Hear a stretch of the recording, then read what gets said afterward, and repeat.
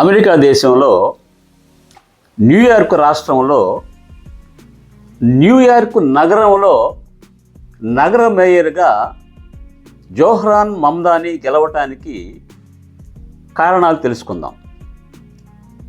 ఇతను న్యూయార్క్ నగరంలో ఒక ట్రేడ్ యూనియన్ నాయకుడు, సోషలిస్ట్ భావాలు కలిగిన వ్యక్తి. ఇతను democratic party member. Democratic party తరపున న్యూయార్క్ నగరంలో మేయర్గా పోటీ చేశాడు.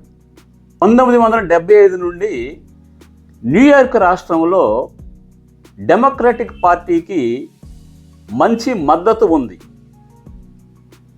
అంటే డెమోక్రాటిక్ పార్టీ ఓటర్స్ శాతం దాదాపు 40% ఉంటుంది.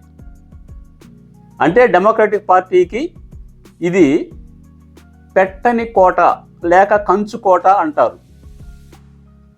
అలాంటి ప్రదేశంలో జోహ్రాన్ మమ్దాని న్యూయార్క్ నగరంలో మేయర్గా పోటీ చేయటం ఒక కారణం.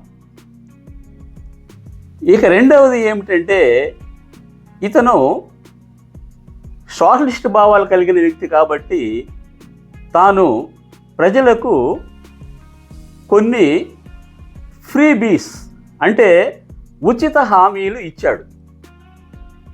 వాటిల్లో మొదటిది ఏమిటంటే, మనకి ఇక్కడ కర్ణాటక, ఏపీ, తెలంగాణ రాష్ట్రాల్లో ఫ్రీ బస్ ఎలా ఉందో అలాగే న్యూయార్క్ నగరంలో ప్రజలకు ఫ్రీ బస్ ఏర్పాటు చేస్తానని చెప్పి హామీ ఇచ్చాడు.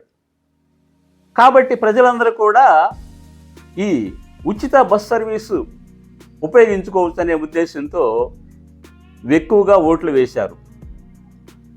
2, న్యూయార్క్ నగరంలో అద్దెకు ఉంటున్న వాళ్ళకి ఇక అద్దెలు పెరగకుండా చేస్తానని చెప్పి హామీ ఇచ్చాడు.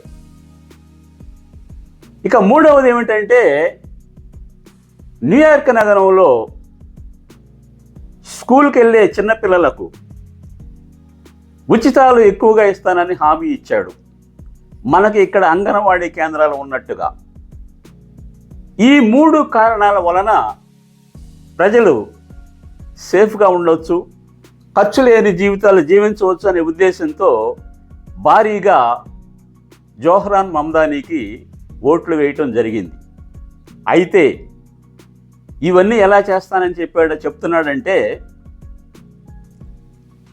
న్యూయార్క్ నగరంలో ఉన్న కంపెనీల పైన పన్నులు ఎక్కువ పెంచుతానని, న్యూయార్క్ నగరంలో ఉన్న ధనికుల పైన పన్నులు ఎక్కువగా చేస్తానని, తద్వారా వచ్చిన ఆదాయం ద్వారా అతను ఇచ్చిన ఈ ఉచితాలు నెరవేరుస్తానని చెప్పి చెబుతున్నాడు.